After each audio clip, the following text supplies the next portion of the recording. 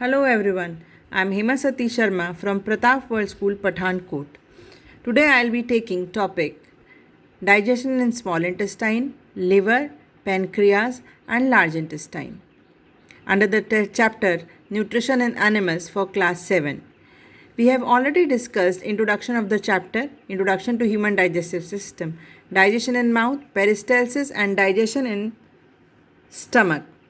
So we'll be discussing digestion in small intestine, liver, pancreas and large intestine today. As we know that small intestine is highly coiled and is about 7.5 meter long. So here I want to show you that where the small intestine is located. It is located right below the stomach and it is connected to the stomach.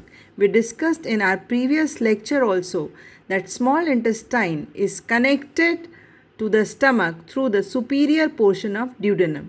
The small intestine has three parts, or it is divided into three parts: duodenum, which is the superior part, ileum, which is the middle part, and jejunum, which is the last part. Now the small intestine is highly coiled and is about 7.5 meter long. Though it is long in size, but still it is called small intestine because the width is narrow. That is, the pipe of the small intestine is narrow in size. The diameter is narrow. Whereas the large intestine is, though it is not longer or it is shorter than small intestine, but the diameter of the large intestine is wider. That is why large intestine is called large intestine because of the diameter, and the small intestine is called small intestine because of the smaller diameter.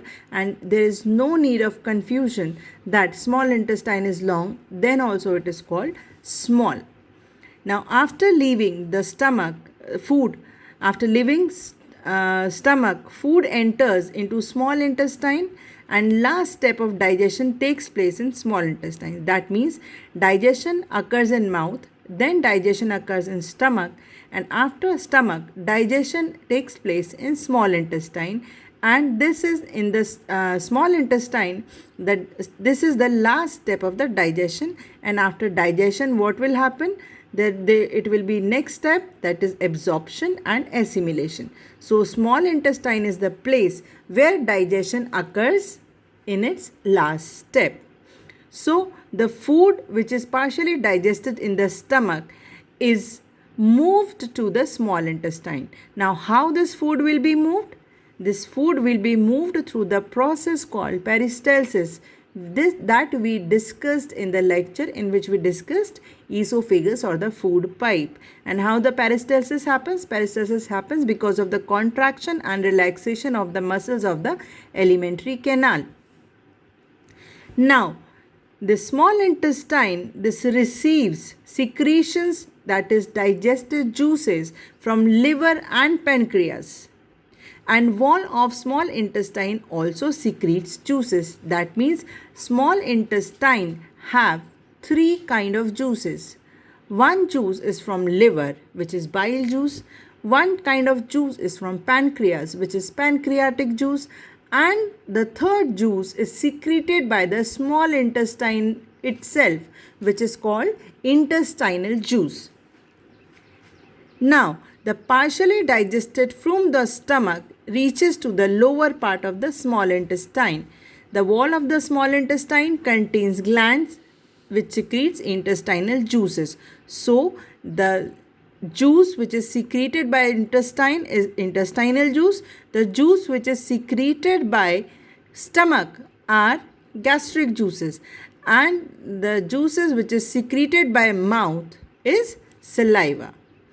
Now, the enzymes present in the intestinal juice, that means the juice which is secreted, like stomach secreted hydrochloric acid, pepsin enzyme and mucus. Similarly, intestine is also secreting few enzymes.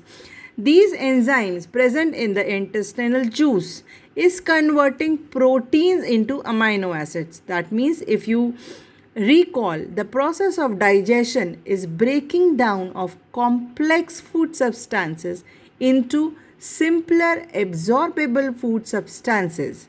So here in the digestion, what is happening? It is converting or breaking down the complex protein into simple absorbable amino acids.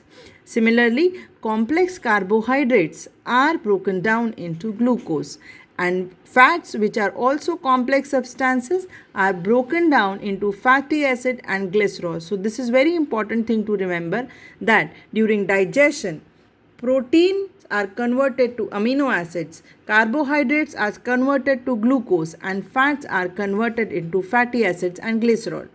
Now we'll see about the liver.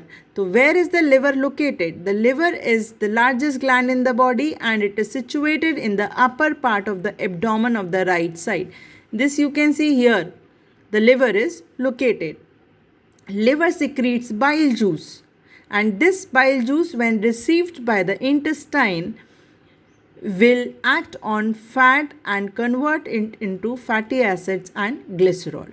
And where this bile juice secreted by liver is stored, it is stored in gallbladder. This you can see, this is liver and this is the gallbladder, which is storing bile juice temporarily, and this gallbladder then will be releasing the bile juice in the small intestine. Now this is pancreas. Here you can see pancreas is situated just below the stomach.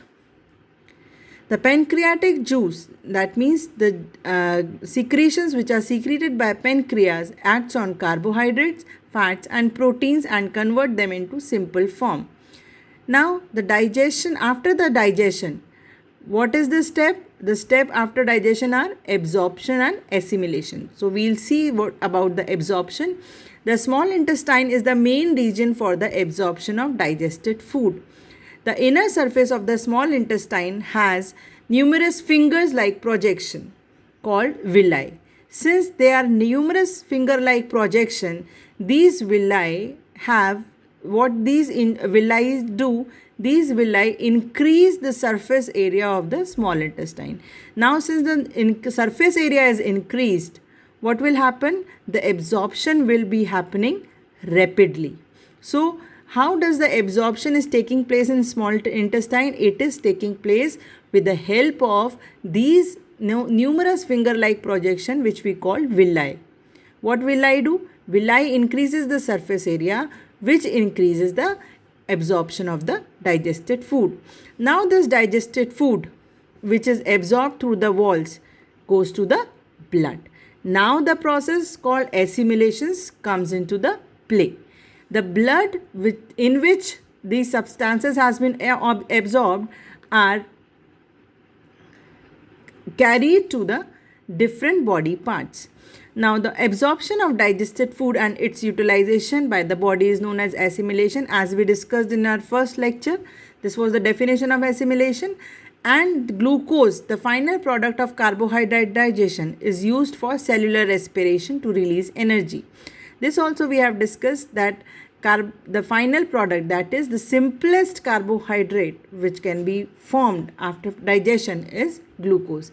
This glucose through blood is carried to the cell, and there the cell, using glucose and oxygen which we have inhaled during the process of respiration, the energy is released. Okay.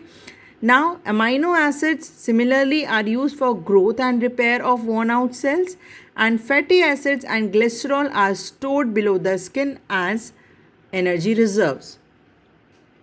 Now large intestine. Here we can see large intestine.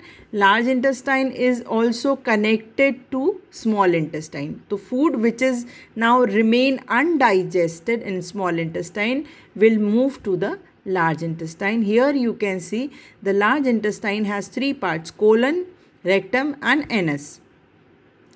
This is wider than small intestine, but it is shorter. This also I discussed in previous slide. The parts of large intestine are colon, rectum and anus.